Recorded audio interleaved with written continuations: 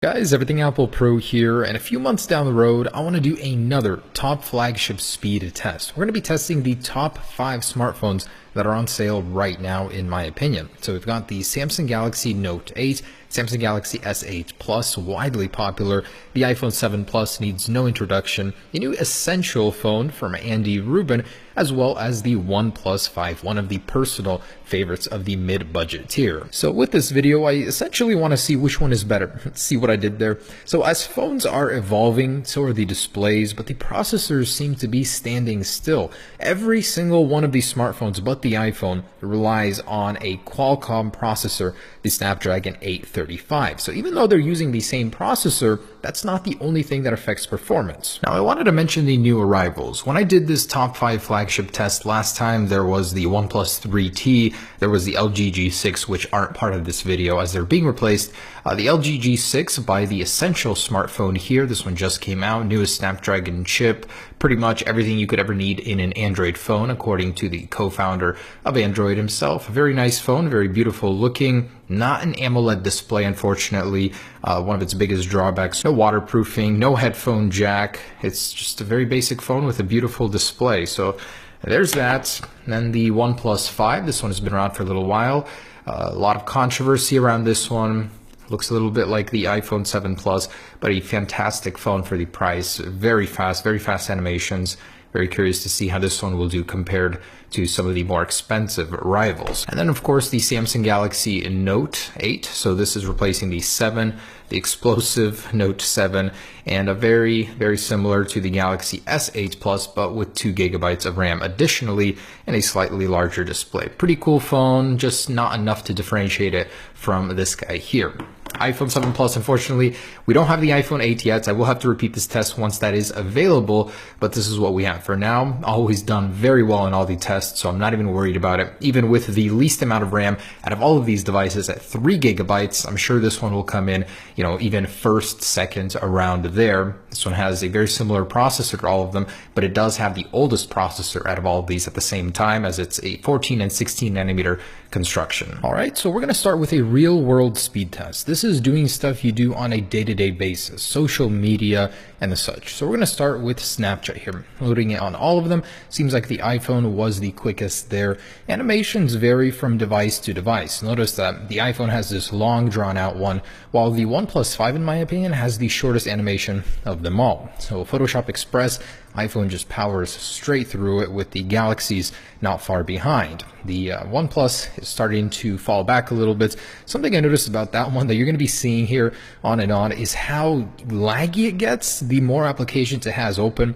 But surprisingly, at this point, overall, most devices were on the same application, the Super Mario one.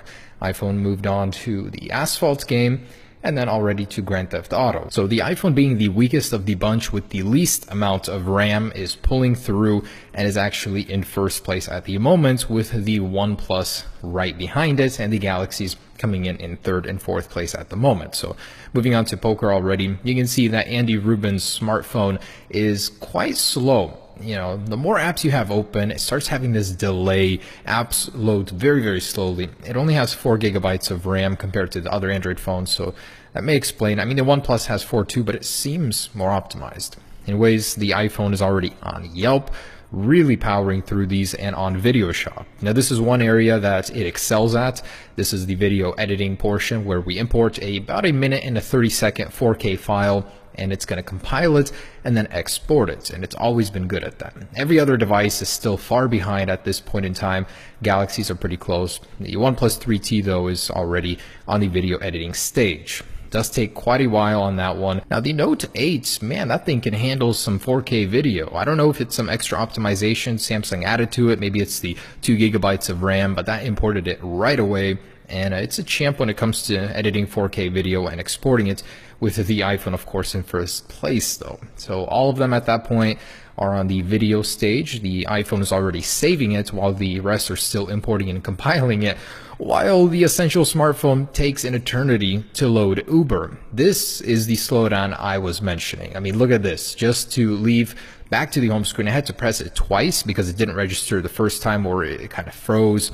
Every application has this crawl to it now, and I don't know why that is. It was pretty obnoxious. Like, I'm not even gonna lie to you guys, the Essential smartphone pissed me off while using it in this video. It was so unresponsive. You'd press something, you'd press it again because you thought you didn't, but you actually did. It just has this lag. It's annoying. Anyways, the iPhone finished up with the lap number 1, 2 minutes and 32 seconds, already powering through the rest with only 3 gigabytes of RAM. Every application was still open in the background exactly where it was left. So this is something that I love about the iPhones, even with just a small amount of resources, half of the other competitors.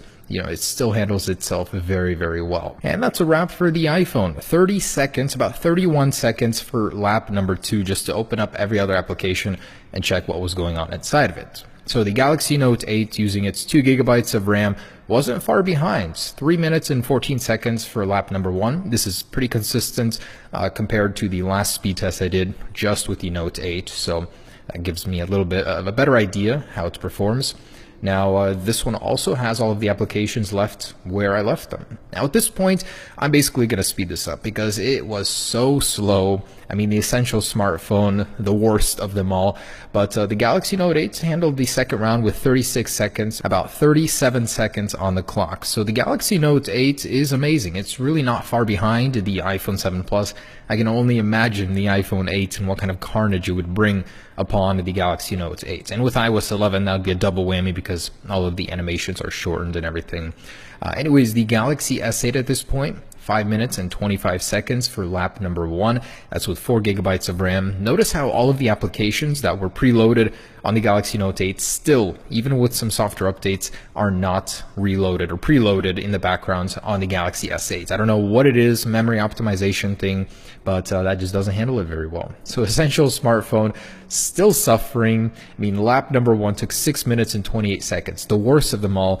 And not only that, all of the applications needed to be reloaded again in the background. So very disappointing, guys. That one was just terrible to work with. For a mid-tier phone, the OnePlus 5 is not bad at all. It impressed me. It even beat out the Galaxy S8, as they do both have 4 gigabytes of RAM. All of the applications on round 2 were even preloaded in the background. So that's an awesome phone. Essential disappointing. The iPhone, what can I say? That optimization, that Apple optimization, doing well. All right, so next up, let's go ahead and do a startup test. These are all running different versions of everything. Android 7.0, 7.1.1, iOS 10.3.3, Android 7.1.1, and Android 7.1.1 over here.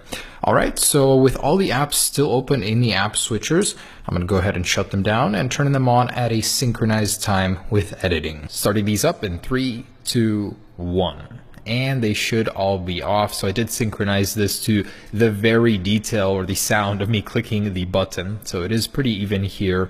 And Samsung seems to be off. So is the Essential phone. Now all of these do have flash storage, so I don't expect any of them to be slow, but the iPhone is a winner here. The Galaxy Note 8 is in second place as it comes in right after the iPhone 7 Plus, and then the Essential phone out of nowhere makes a small comeback, and the Samsung Galaxy S8 Plus, and lastly the OnePlus 5. Now don't get me wrong, none of these were slow, but the iPhone was still in first place with a close follow-up with the Android phones. Most of it is the carrier screens. And next up, just wanted to do some synchronized app launching. So notice the animation was the quickest on the iPhone 7 Plus. The rest had this hang, I noticed, but the Galaxy Note 8 was still victorious in this round. Moving on, inside of Grand Theft Auto San Andreas, wanted to preload the game. It does have a loading indicator there, making that easier. iPhone was surprisingly slow here, so that was the last. And the Essential phone out of nowhere won this round. Very interesting. I don't know why it was slow, terribly slow in the actual real world speed test. And lastly, Super Mario Runs. So this is a partly web-based application, and something I noticed actually is that even though these applications do load slightly faster on one device, in this case the Note 8, they're not far behind on the rest. You're not going to suffer sitting there for a couple seconds in between. So next, I wanted to get a couple benchmarks in. Geekbench, surprisingly, the OnePlus 5, well, then again, I can't be surprised. It was slightly inflated according to the cheating reports, but that one had the highest one with the Note 8 in second place. And the winner of the Antutu benchmarks goes to the Note 8 with the OnePlus 5 slightly behind, and then the Galaxy S8. And that's pretty much it for the speed portion. I did also want to mention how much these cost, as the performance does vary in between, but the prices vary even more, as can be seen here. Now, next up, I just wanted to do a fingerprint sensor speed. This is kind of hard to synchronize, but in 3, 2, and 1. I launched them at the same time. Notice the iPhone 7 Plus was the last due to that animation that's drawn out. But in any case, there it is, guys. The speed comparison of the top 5 flagships, in my opinion. It's a very hard thing to do, don't get me wrong, but it was pretty satisfying to see for me which one was the fastest and slowest. And in my opinion, the Essential smartphone is slow and not worth your money. I mean, terribly slow in day-to-day usage. I don't know why they didn't optimize it. Even the OnePlus 5 was more well optimized. I do hope this video made it easier for you to see the differences between these smartphones if you're in the market for one of them, although I do recommend you wait for the iPhone 8. Hope you guys enjoyed it. Peace.